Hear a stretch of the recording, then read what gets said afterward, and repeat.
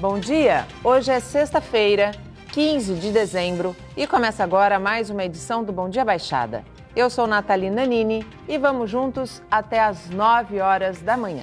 Como já é tradição às sextas-feiras, hoje vamos debater principalmente os assuntos que movimentam o setor portuário.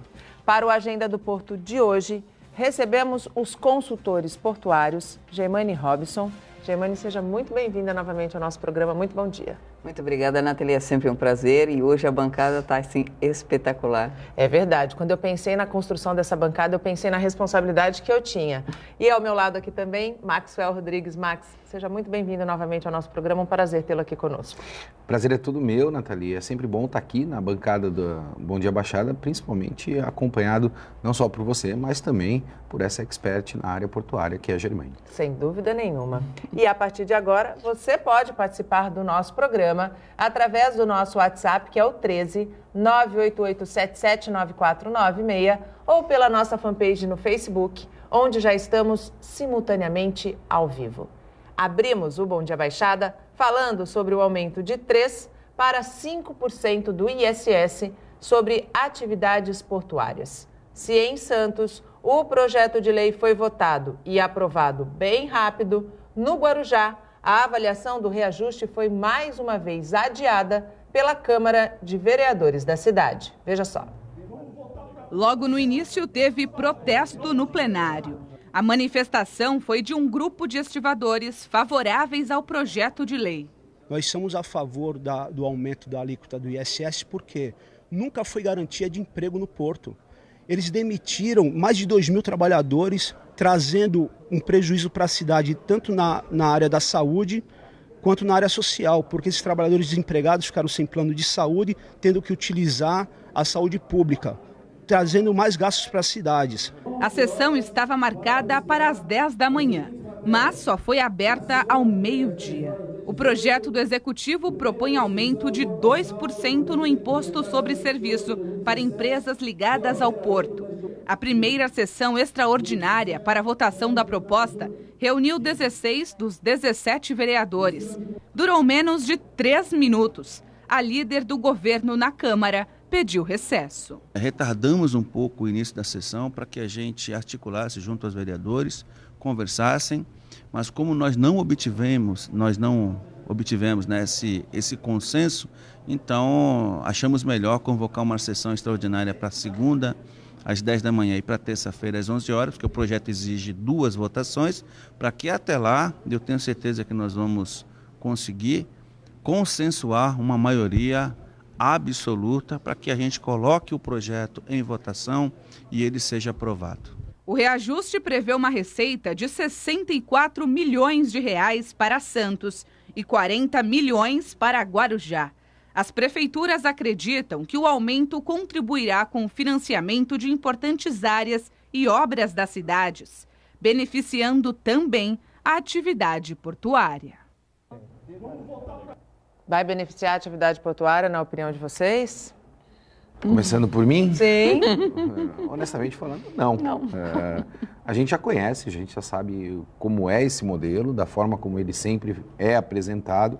Isso não é diferente do que está sendo feito ou talvez proposto hoje. Eu quero crer que esse aumento da alíquota não vai contribuir diretamente com a questão de saúde, de educação e benefícios principalmente para a área portuária. Haja vista aí o rombo que se existe nas contas públicas. O modelo, mais uma vez, está errado. Ao invés de você enxugar a máquina e mostrar para a sociedade a austeridade que você tem, a responsabilidade na gestão pública, não, você está fazendo o aumento de impostos. Olhando por outro lado, esse aumento com a justificativa de equiparação de impostos com outros portos, eu acho que até a própria justificativa, no meu modo de entender, ela é muito frágil também. Haja vista que o Porto de Santos já vem perdendo carga há muito tempo para outros portos, ou seja, já não somos competitivos e além de não ser competitivos, estamos aumentando estas alíquotas.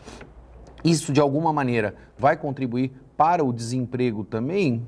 Eu não sei se tem uma relação direta, se vai afetar diretamente, vai depender de como o mercado vai se comportar em 2018. Como nós temos hoje uma previsibilidade de aumento de todas as receitas a partir do segundo semestre de 2018, as gestões públicas já estão tentando, de alguma maneira, articular para morder um pouco desta receita, fruto dessa previsibilidade que a gente tem da retomada da economia a partir do segundo semestre de 2018. Achar que algo em torno de 40 milhões no Guarujá e 60 milhões aqui no Porto de Santos vai contribuir para tudo aquilo que nós necessitamos nesses pontos que foram referenciados? Muito dificilmente. Eu não vejo aí uma destinação. E toda vez quando você faz esta justificativa para estas áreas, você não apresenta projetos, o que é muito frágil também. Você não vincula uma questão na outra. Então, acho, e esta é a minha visão, que é mais um discurso politiqueiro.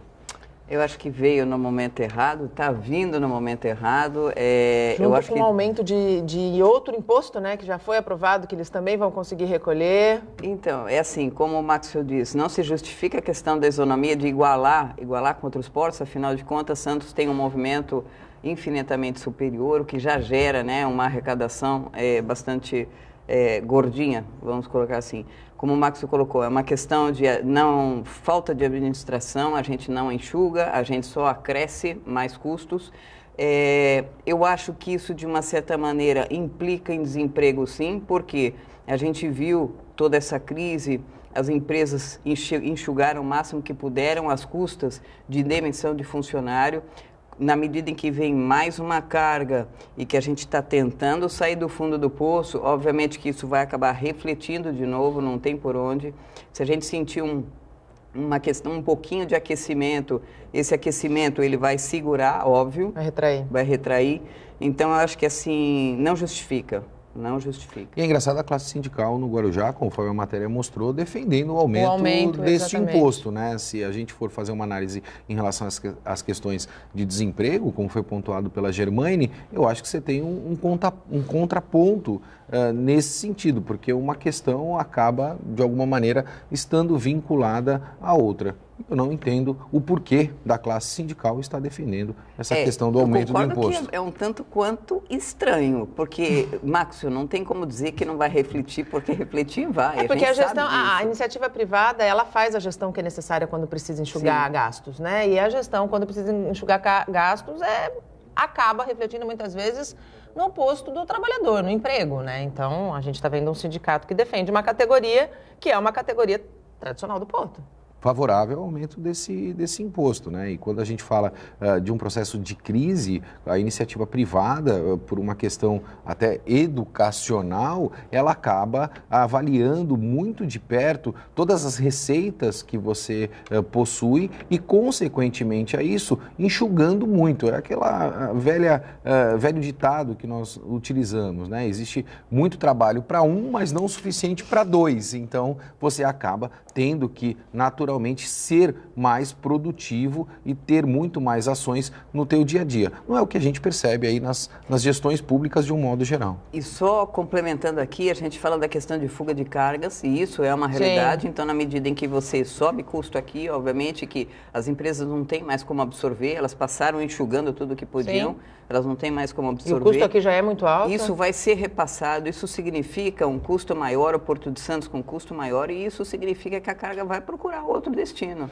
E muito me assombra, Germaine, esta questão da carga procurar outros destinos, até porque nós sabemos que no Porto de Santos aqui existem alguns terminais de containers tentando de alguma maneira partir para uma comercialização desta atividade, da área em si, e não conseguem evoluir neste sentido, e nós acompanhamos mais recentemente um grupo internacional adquirindo um terminal de containers no Porto de Paranaguá. Sim. Percebe? O mercado internacional já vem olhando outros portos que não o Porto de Santos. No Porto de Santos a gente tem aí um volume de competição, principalmente quando a gente fala em containers, em virtude da demanda de terminais que existe. Nós falamos isso num passado não muito distante, até com a implementação de 2 novos terminais de containers, e a gente percebe que aqueles terminais que já tinham uma atividade há algum tempo no Porto de Santos sofreram muito com a implementação desses 2 terminais, e vindo grupos internacionais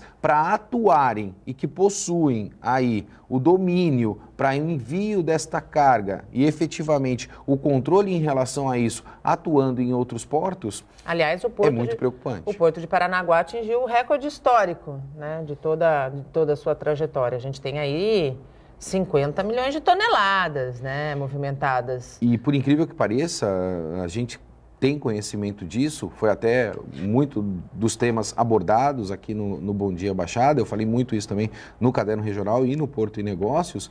O DNA, principalmente do Brasil, está vinculado à questão do commodities, e o Porto de Santos vinha batendo recordes em relação aos commodities. A gente está falando de açúcar, de milho, soja, dentre outros. E cada vez mais, a cada ano, o Porto de Paranaguá, ele vem crescendo vertiginosamente. Da onde vai ser tirada esta carga? Evidentemente, não só do Porto de Santos, mas também do Porto do Pará. E está próximo a Santos também. E está muito próximo a Santos. E a gente percebe que a parte, principalmente ali, de infraestrutura, eu conheço bem ali o Porto de Paranaguá, ela é um pouco menos complexa, vamos dizer assim, em virtude da grandiosidade. E como ele é um pouco menor, você consegue ter uma agilidade, principalmente logística, maior do que em relação ao Porto de Santos. Talvez, num espaço curto de tempo, evidentemente, o Porto de Paranaguá também tem um tamanho, né? Sim. Ele possa sofrer alguns gargalos, mas a gente também percebe que o Porto de Paranaguá hoje vem investindo muito na questão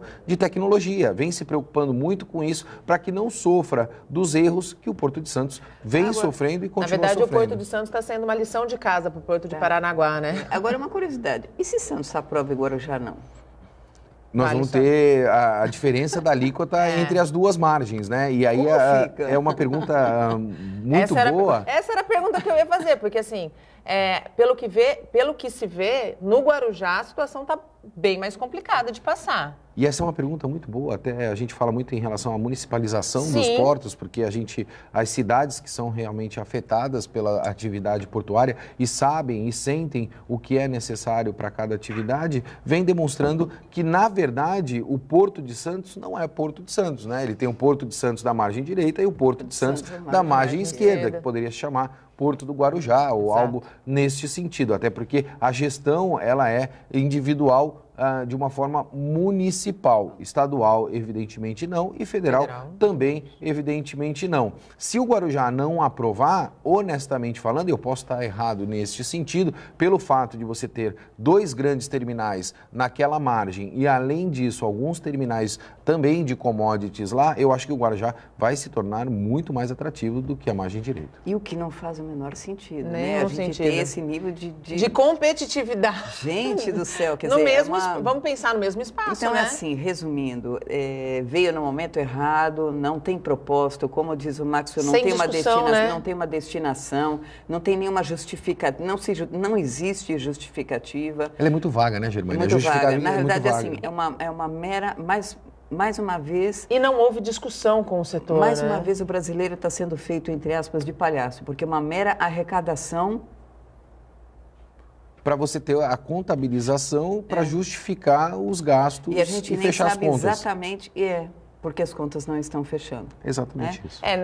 A gente não pode fazer de um imposto o salvador da pátria, né? Até porque eu acho que não vai resolver, como você bem colocou, o problema. Na semana passada nós tivemos a participação do Nível Pérez, do sindicato, presidente do Sindicato dos Despachantes Aduaneiros, e ele falou de um outro imposto, de uma outra problemática que não está sendo, na visão dele, avaliada da forma que deveria, que é a questão do ICMS, né? Que de fato já gerou uma grande fuga de cargas e que o governo parece que está fechando os olhos.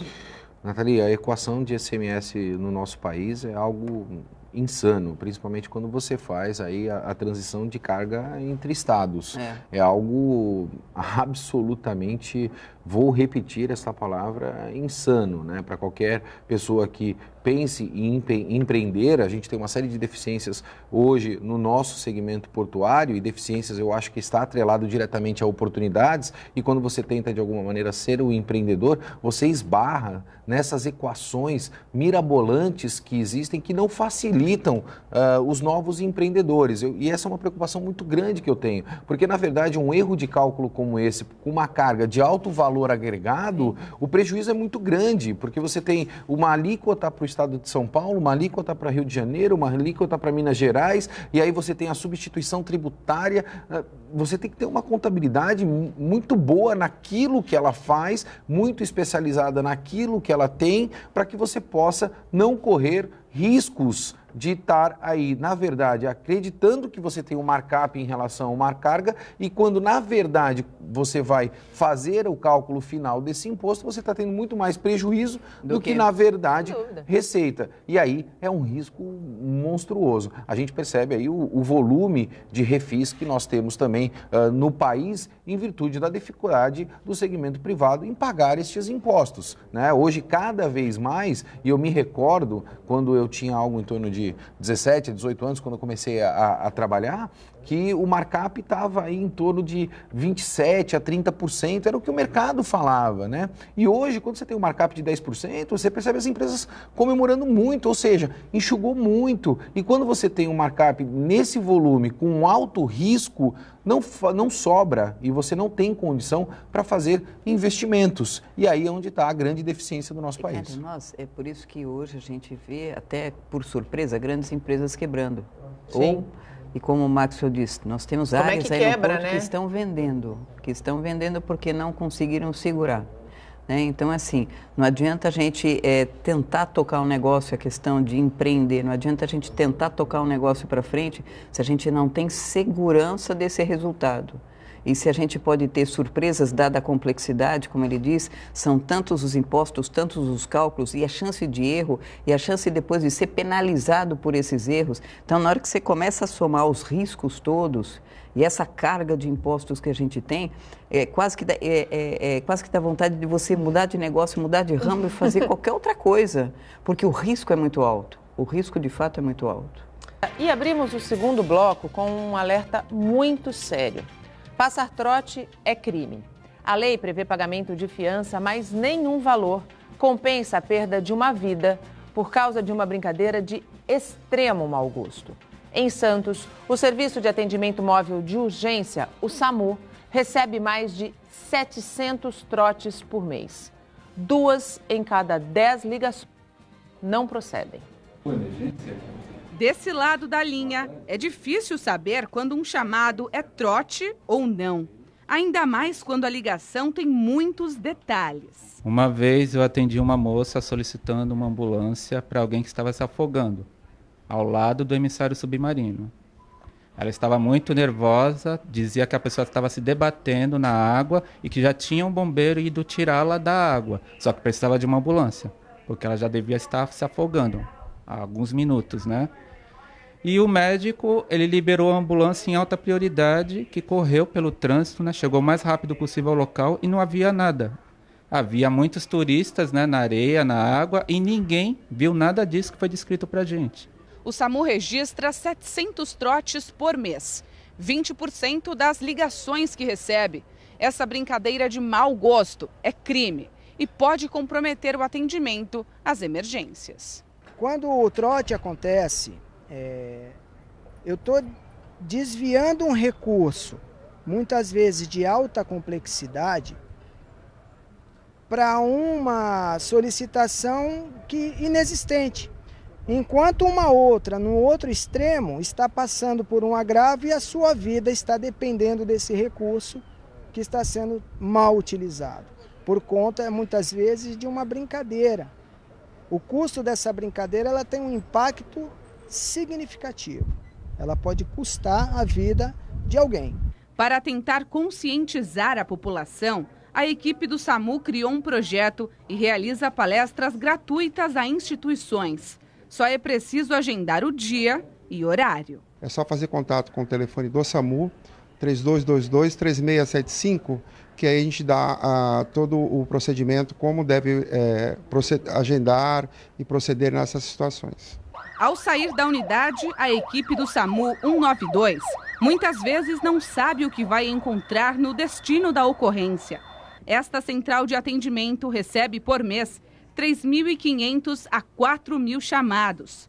Santos também atende as cidades de Guarujá e Bertioga. Serviços indispensáveis para a comunidade, que também precisa saber a hora certa de acionar o Disque Emergência. Você pode ligar para o SAMU se você sentir que o usuário está exposto, né, a uma enfermidade, a dores, a um atropelamento, a um ferimento, né, sangrante principalmente, que já choca só de você ter um impacto visual. Você pode ligar para o SAMU. Na dúvida, você tem 193, você tem 190, você tem a Defesa Civil, você tem os bombeiros. Você só precisa conhecer, entender de que forma você pode utilizar. Mas sentiu que expôs o seu ente, que a pessoa está exposta, liga para o SAMU. Você vai se deparar com profissionais treinados e habilitados a lhe orientar. Olha, eu não vou chamar de brincadeira, eu acho que não dá para chamar de brincadeira um ato tão irresponsável. Conforme a gente viu na reportagem, o SAMU de Santos atende Guarujá e Bertioga. E nós já sabemos das deficiências que existem para que o atendimento seja feito de maneira mínima. E aí a gente vê e escuta um dado como esse. Então isso não é brincadeira, isso é crime e é um ato de extremo mau gosto. E voltamos com os nossos convidados. Participam do Agenda do Porto desta sexta-feira os consultores portuários Germane Robson e Maxwell Rodrigues. Você pode interagir com os nossos convidados através do WhatsApp, que é o 13 988779496, ou pela nossa fanpage no Facebook, onde estamos simultaneamente ao vivo. O Porto de Santos voltará a exportar gado no próximo ano, podendo consolidar a atividade como um novo nicho de mercado. Segundo autoridades e empresários do setor, há um novo embarque programado para janeiro e outros 7 estão em negociação. O Porto de Santos tem, de fato, potencial para esse novo nicho? Tem, com certeza. Tanto tem que mostrou que está apto para isso. É uma carga que talvez a gente não imaginasse trazer para o Porto de Santos, mas, de repente, é um bom nicho de mercado. E ele está preparado, tem condições, foi feito o embarque, está sendo feito o embarque com total segurança, com acompanhamento do Vigiagro, quer dizer, tá perfeito, perfeito. Realmente eu acho que foi uma iniciativa muito interessante essa questão da exportação do animal vivo. A primeira experiência com 27 mil garrotes embarcados foi, a gente pode dizer que foi um sucesso. Nathalie, eu vou fazer uma outra análise, né? Quando eu soube desse embarque, e eu vou também fazer a apresentação da notícia, se você me permitir, é como, para mim, mais ou menos, a gente desse a notícia que a Santa Cecília TV vai começar a televisionar em preto e branco, né? Porque eu acho que é um retrocesso monstruoso, essa é a minha visão. Nós começarmos a embarcar gado vivo sem que a gente tenha o processamento e a industrialização como nós tínhamos no passado, e é o que movimenta a macroeconomia, ou seja, fazer a exportação da picanha congelada, fazer o processamento de todo esse gado, gerando empregos para inúmeras regiões, principalmente para o estado de São Paulo ser completamente industrializado. A gente é um retrocesso absurdo. Muitas pessoas dizem que este embarque é em virtude da religião que se exista em outros continentes, pela forma do abate e assim sucessivamente.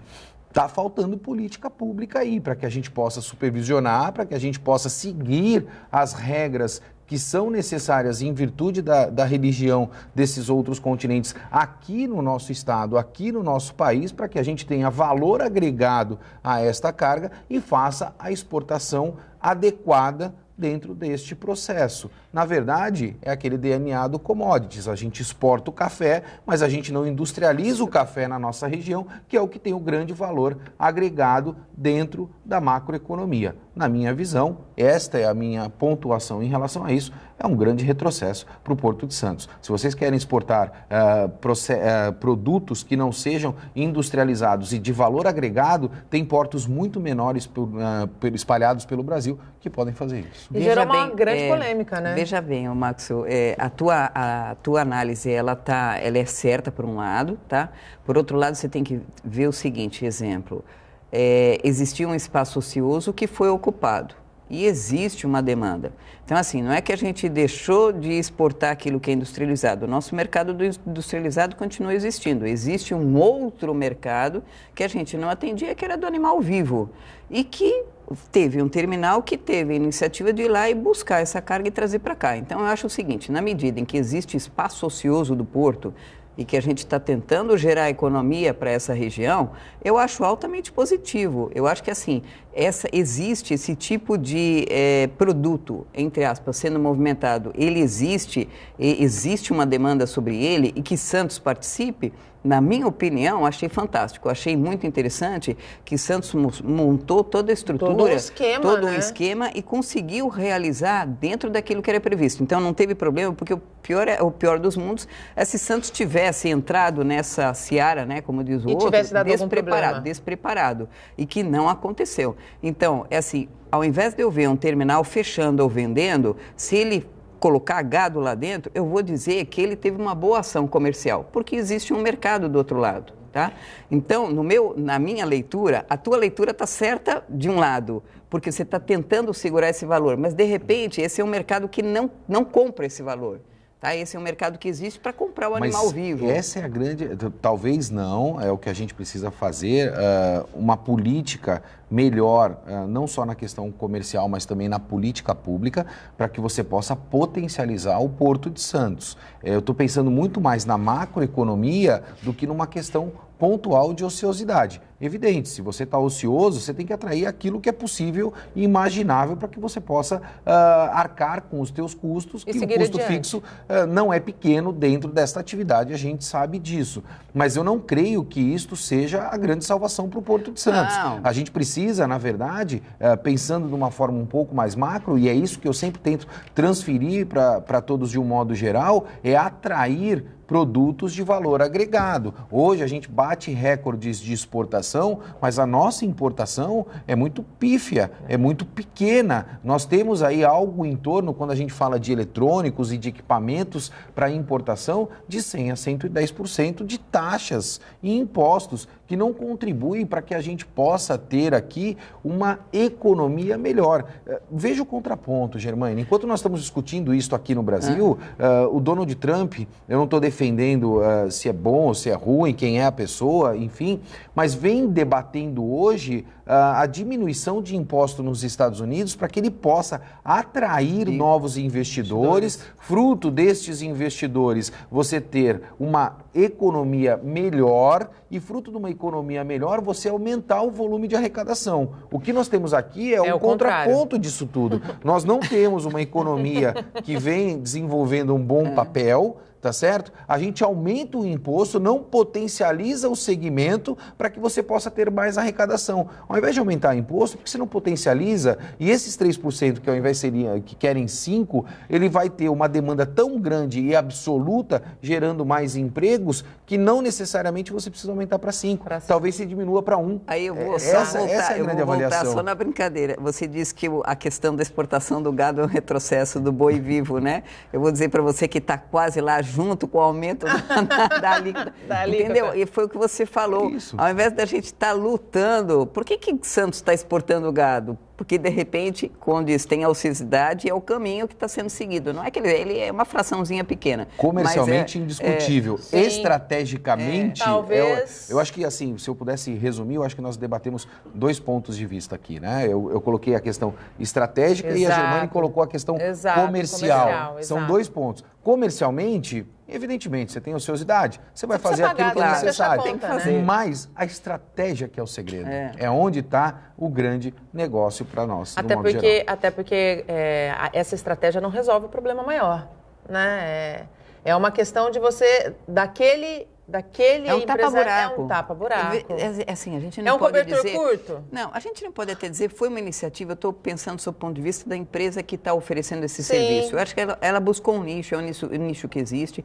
Existe, entre aspas, países, como diz você, pela região, etc., que demandam, se o Brasil não exportar isso, outro país vai exportar. Então, assim, Santos é o caminho mais curto para a chegada desse gado, até eles estiveram fazendo, se não saísse por Santos, teria que sair pelo Rio Grande do Sul, o que demandaria um transporte muito maior desse gado, um custo muito maior para esse gado, e mesmo a questão de resistência do próprio animal. Então, Santos é o caminho mais curto para essa exportação, por isso acabou tendo sucesso essa venda comercial. Eu acho que foi oportuno, para mim, eu confesso a você, a gente não lidava com esse tipo de carga, né? A gente lidava com carga falante, mas nunca com carga, né, de 4 patas. Mas eu achei assim, foi um nicho bem explorado. Foi um nicho bem explorado nesse momento. Comercialmente foi acertado, né? E a gente percebe a capacidade do Porto de Santos, eu acho que isso precisa ser evidenciado também, para poder absorver e operacionalizar isso com toda a eficiência que a gente conhece. Nós temos no Porto de Santos profissionais com profundo conhecimento para movimentar qualquer tipo de carga, não é somente carga viva. Nós tínhamos aí mais recentemente, eu acho que as pessoas devem saber em casa, até porque a gente se abordava com esta carga muito pela imigrantes e também no Porto de Santos, que era aquelas grandes pás eólicas, né? E são cargas de alto valor agregado para que você possa movimentar, tem uma complexidade muito grande e a gente sempre fez isso com muita eficiência. Eficiência não é o ponto aqui no Porto de Santos. Os terminais e as pessoas que lá trabalham têm total conhecimento e capacidade para fazer a movimentação de qualquer tipo de carga.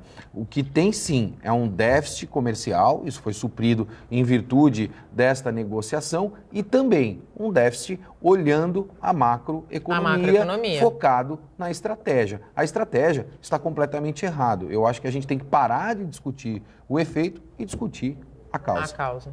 Eu concordo com você. Vamos falar um pouquinho de... Efeito e causa.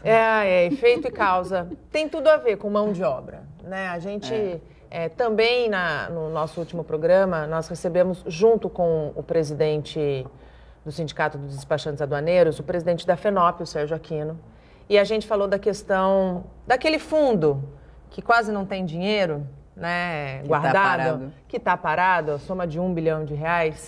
E a FENOP, ele como representante da FENOP, colocou na mesa a questão da tentativa que eles estão fazendo de recuperar o Sistema S, né? E aí, sim, tentar viabilizar cursos de qualificação de mão de obra sem tanta burocracia.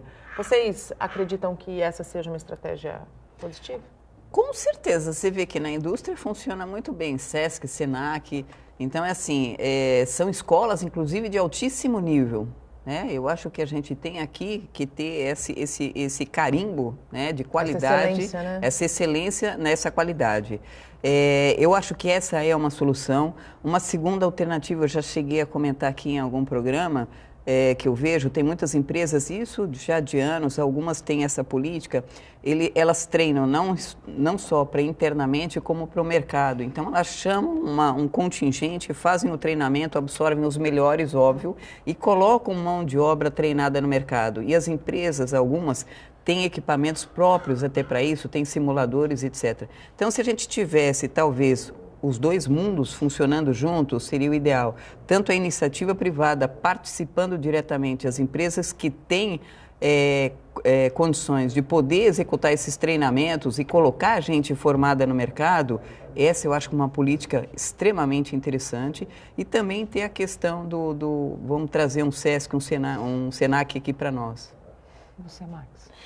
Eu acho que o pessoal anda assistindo muito Bom Dia Baixada, Nathalie. Honestamente falando, a gente debatia muito essa questão da mão de obra, né? Era algo que não vinha à luz, não se debatia isso, e a gente percebe que mais recentemente é um assunto que está sendo muito abordado, não só pela FENOP, mas por outras instituições também. E aí a gente precisa virar para a segunda página, né? Capacitação e treinamento é importante? Sim. É importante, mas fica a grande preocupação. Quem capacita?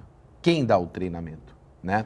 E se você não atrair os grandes players internacionais, porque por incrível que pareça, Nathalie, por maior que seja o segmento portuário, a prestação de serviço para o segmento portuário, ela ainda é muito fechada, ela é muito pequena, né? Ou seja, as empresas que se habilitam e têm conhecimento para fazer uma prestação de serviço, por exemplo, em automação, não são muitas, né? Não existem 50 empresas no segmento portuário internacional que forneçam, por exemplo, eu vou exemplificar, um TOS, né? Então, você não consegue ter pessoas que sejam qualificadas para operar, pessoas que queiram se qualificar para operar e ter também a disponibilidade de mão de obra para ensinar. Sim. Então, você precisa atrair o segmento internacional para que essas pessoas que possuem esse conhecimento já de implementação de inúmeras soluções e aí com foco em tecnologia,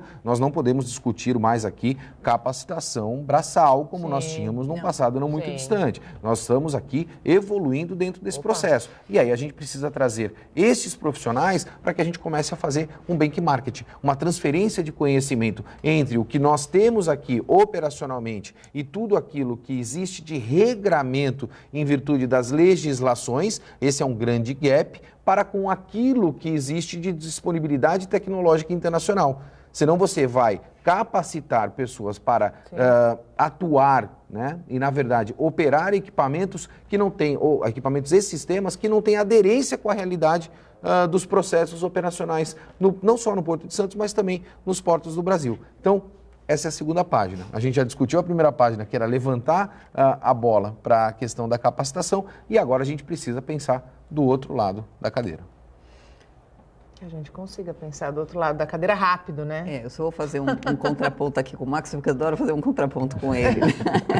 É assim, eu acho que a questão da gente trazer as empresas internacionais para compactuarem com a gente, eu acho perfeito. Eu acho que o Brasil, ele tem hoje, ele está muito mais bem preparado do que alguns anos atrás, está muito mais bem preparado.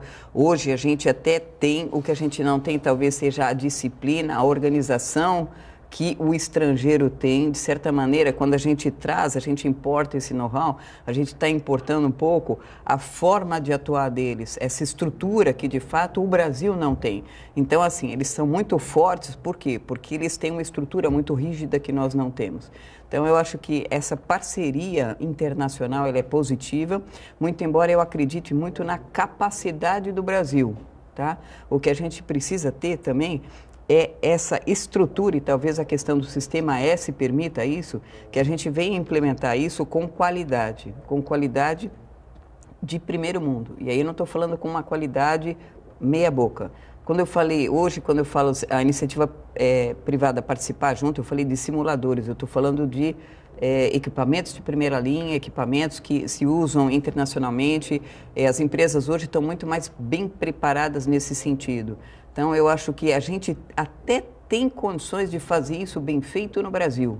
O que não tem é uma disciplina para isso. Cultura, né? Não tem a cultura, não tem a disciplina, não tem a estrutura, não tem talvez a regulamentação, não tem tudo. Então, o que a gente precisa é talvez trazer. A gente traz esse frame para cá, coloca aqui, bota para rodar, entendeu? E realmente organiza essa parte do treinamento. O que me preocupa, Germaine, voltando na questão do contraponto, o que me preocupa não é a capacidade de investimento. A gente tem capacidade absoluta de investimento, até pelos altos impostos que a gente tem. O Brasil passou agora, segundo o impostrômetro, a marca de trilhão em relação à arrecadação. Então, existe disponibilidade de verba e a gente percebe que o modelo político se preocupa muito em investir, né? Investe. Existem novas escolas, existem novos hospitais. O problema não é investimento, o problema é custeio. Como é que eu mantenho absolutamente tudo isso? E aí é onde vai a minha preocupação, né? O se utilizar desta verba para que você faça aquisição de simuladores, para que você faça a implementação de um centro, e essa é a minha visão, nacional, que seja referência em capacitação tecnológica, isso tem que estar no Porto de Santos, né? Que ele também pode virar um ponto turístico, você acaba pensando no todo do modo geral. Sem que você tenha um bom planejamento do custeio, a gente corre o mesmo risco de acontecer o que aconteceu com outras situações. Sim. A gente sabe disso brancos, e já acontece aqui no Porto de Santos. Você cria aí salas como hoje nós conhecemos e quem está no Porto de Santos sabe que isso acontece, salas onde você tem a lousa digital, onde você tem a cadeira, o computador da última geração, mas todos esses equipamentos, eles eram de última geração em 2002, né? Nós estamos em 2017. Onde está a atualização tecnológica, sistemas, e a Germânia é uma profunda conhecedora disso, ele passa por evolução de versão. Você tem a versão 1, versão 2, versão 3. Então, assim, você vai comprar uma versão hoje, vai colocar lá, muito bom, vai funcionar. Daqui um ano você tem a versão 2, e aí você volta de novo para o engessamento. Eu não tenho disponibilidade de investimento para colocar a versão 2, e aí tudo aquilo que a gente gastou por não ter esta visão de longo prazo, acaba indo por água abaixo. Literalmente. Temos muito que aprender. Muito que aprender. Aí chegamos ao último bloco do programa. Participam do Agenda do Porto de hoje os consultores portuários Geimane Robson e Maxwell Rodrigues. Você pode interagir com os nossos convidados através do nosso WhatsApp, que é o 13 988779496, ou pela nossa fanpage no Facebook, onde estamos simultaneamente ao vivo. Eu vou usar o último bloco para a gente falar um pouquinho da dragagem, né? A gente não pode deixar de falar. Nós tivemos a primeira reunião do GT, do Grupo de Trabalho. A segunda reunião deve acontecer até o fim desse mês. Como é que vocês estão avaliando? Porque eu sei que vocês acompanham muito de perto todos esses processos. Como é que vocês estão avaliando? O governo, ele efetivamente já se convenceu de que a iniciativa privada é a única saída para resolver o problema? Tem que ter se convencido. Eu acho que sim, Nathalie. Voltando de novo àquele assunto da segunda página, né? Percebe que a luta é muito grande para que você consiga fazer um único movimento de necessidade nos portos do Brasil. O esforço é muito grande, a energia que você despende é monstruosa. E aí não sobra tempo para pensar e para planejar aquilo que é necessário, né? A estratégia comercial, como nós pontuamos no último bloco. Essa questão da dragagem, ela já deveria ter sido superada há muito tempo. Percebe que quando existe a vontade política para votar um aumento de imposto, é rápido, a celeridade é muito grande, né? Como tem competência para isso, né? Como a gente é tão ágil quando existe um determinado interesse.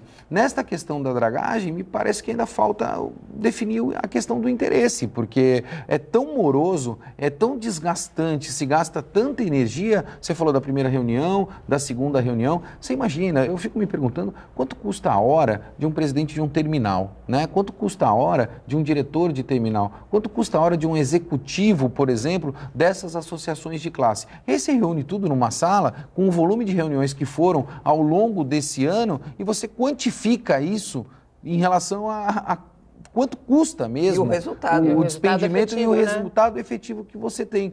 Então, eu acho que é isso que a gente precisa repensar. A gente precisa ser mais eficiente, quando eu digo na relação de eficiência, nestas questões. A gente precisa parar de gastar energia onde são situações desnecessárias e gastar energia com realmente aquilo que a gente precisa. O país, na verdade, tem um potencial de crescimento vertiginoso. A gente tem milhões de oportunidades aqui, mas o engessamento é muito grande. Nós não podemos demorar uma década para resolver um problema. E é isso que acontece no nosso país. No caso da dragagem, é quase 3 décadas. Não, quase 3 décadas e com impacto de 100% em cima do porto. Exatamente. Por quê? Porque se você não tem canal, não entra navio, não entra carga e pode fechar o porto. Os navios estão cada vez maiores. Então, assim, é um problema crítico. É o principal, é um problema crítico. A gente sempre questão de sobrevivência. E a gente sempre está falando na questão da infraestrutura, tanto terra quanto mar. Né?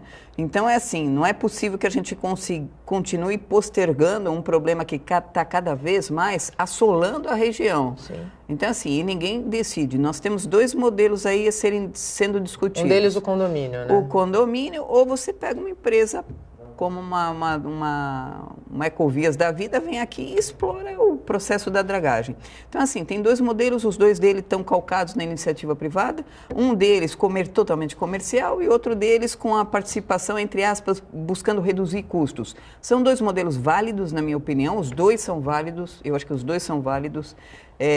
Mas o mais adequado seria qual, na tua opinião? Olha, os 2 são válidos, mas o que acontece é o seguinte, o condomínio eu acho muito interessante, depende da gestão dele, porque na hora que ele começa com condomínio, começa a perder foco, você perde aquela segurança da empresarial, tá? Então, assim, eu acho os 2 válidos, depende só de como eles forem implementados, depende de como. A questão do condomínio tem o lado mais econômico, eu acho, tá? Em princípio, eu acho que tem um lado mais barato. Porém, nem sempre o mais barato é o ideal. Então, assim, nosso país tem que analisar detalhadamente qual a proposta de cada um desses modelos e você bater o martelo, qual é o mais seguro, qual o que gera menos risco, qual o que me dá maior garantia, porque eu não posso ter esse canal, entendeu? Da maneira como ele está, impedindo a entrada de embarcação. Para você, Max, qual que seria desses 2 modelos o mais adequado, dentro do cenário que o Porto de Santos tem Nathalie, hoje? Eu vou falar de um terceiro modelo. A iniciativa pública tem ineficiência em inúmeros aspectos que nós conhecemos, né? Falta braço para a iniciativa pública do modo geral. Toda vez que ela tenta esticar o braço para fazer alguma coisa, o braço é curto, ela não consegue fazer. E aí, por si só, ela também não dá a possibilidade para que a iniciativa privada o faça, né? Então, eu estou falando isso no Porto, estou falando na educação, estou falando isso em finanças, em absolutamente tudo. Eu já falei isso e vou ser repetitivo.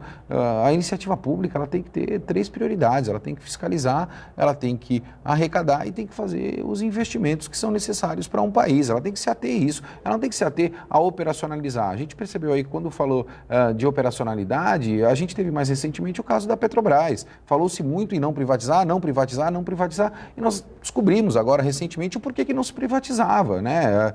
Todos os escândalos que estão aí. Eu não estou comparando uma situação na outra, nem generalizando, só estou pegando aspectos que são realidades do nosso dia a dia e trazendo à tona para que a gente possa debater. E é isso que eu fico sempre me perguntando. A questão do condomínio com a participação da iniciativa pública, eu acho que é o caminho que vai ser tocado adiante e é o que vai passar. Mas, por outro lado, transferir isso para a iniciativa privada, eu acho que seria muito produtivo, como a gente tem a Ecovias aqui mencionada pela Germaine. Talvez o modelo da Ecovias do pedágio é muito caro, é o pedágio mais caro que a gente tem no país. Legal, a forma de concessão talvez não tenha sido o mais viável possível, né? A gente tem os custos aí de construção da Segunda Imigrantes, a gente sabe, né, qual era o EBIT para isso, então assim, a gente precisa rever um pouco esses conceitos. E se a iniciativa pública se atém a fiscalizar absolutamente isso tudo, ao invés de operacionalizar, talvez a gente não pagasse 20 e poucos reais de pedágio, pagaria um pouco menos. Então, essas avaliações sem dúvida, essas avaliações de amadurecimento de gestão que eu acho que a gente precisa fazer no nosso país. Se nós fizermos isso de um modo geral, vai sobrar, né, verba para que a gente faça mais investimentos em onde é necessário e se preocupe principalmente com aquela relação do custeio que a gente sempre menciona aqui nos programas da Santa Cecília. Vamos construir, mas vamos conseguir construir e manter, né? Esse que é o desafio, né? Max, você acertou, olha, não consegui cumprir a pauta. Eu avisei. Tá vendo? Tá vendo? Não consegui. Ontem, quando eu recebi a pauta, sabia que estaria aqui com a Germaine, conhecimento que se tem, eu comentei com a Nathalie que a gente não passaria da segunda página, e hoje estava certo. Ele ganhou a aposta. Mas isso significa que eles vão ter que voltar. E o convite já fica feito aqui ao vivo e registrado para que todos os nossos telespectadores possam acompanhar a continuidade dessa discussão, porque o Porto é um assunto inesgotável, né? Perfeito. Germaine, muito obrigada pela participação no programa de hoje e ao longo do ano aqui conosco. Um excelente 2018 para você e que a gente continue desfrutando da tua companhia a partir do ano que vem. Muito obrigada, Nathalie. Para mim é sempre um prazer, adoro, trabalho na área há séculos, não vou dizer séculos, senão eu sou muito velhinha, né? Mas, enfim, estou há bastante tempo na área, adoro, tenho paixão pela área e é um prazer estar aqui, adoro estar debatendo aqui com o Max ou com você. Para mim, essa mesa hoje foi perfeita. Muito obrigada, Germaine. Max, obrigada mais uma vez pela tua participação, pela tua disponibilidade, porque a gente sabe o quanto essas duas pessoas aqui são solicitadas pelo mercado e tê-los aqui disponíveis para nos atender e para falar com você de uma maneira que você compreenda, porque esse eu acho que é o desafio, é desmistificar aquela lógica que tomou conta de que falar de Porto é difícil, de que falar de Porto está apenas direcionado para uma pessoa, para um segmento. Não. Eu acho que vocês fazem isso com grande excelência e toda sexta-feira eu me sinto um pouco mais inteligente a respeito do assunto. Muito obrigado, Max. Eu que agradeço, Nathalie. O Bom Dia Baixada tem um papel fundamental nisso, né? Mudar essa linguagem que antes, não muito distante, era uma linguagem extremamente técnica, as pessoas não se interessavam pelo Porto de um modo geral. E hoje, honestamente falando, a gente percebe, principalmente no nosso hall, no nosso ciclo de convivência, as pessoas falando muito sobre Porto e entendendo sobre Porto. Isso é papel da Germaine, de todos os convidados que aqui estão no Bom Dia Baixada, levando estas informações para o telespectador, para que possa conhecer a nossa joia que nós temos na nossa região. É disso que boa parte, ou boa parcela, ou bom percentual da nossa região vive, sobrevive e, na verdade, se remunera. Exatamente. O Bom Dia Baixada fica por aqui. Você pode ficar bem informado sobre tudo o que acontece na região e no mundo acessando o Santa Portal. Eu volto na segunda-feira, às 8 horas da manhã. Bom fim de semana.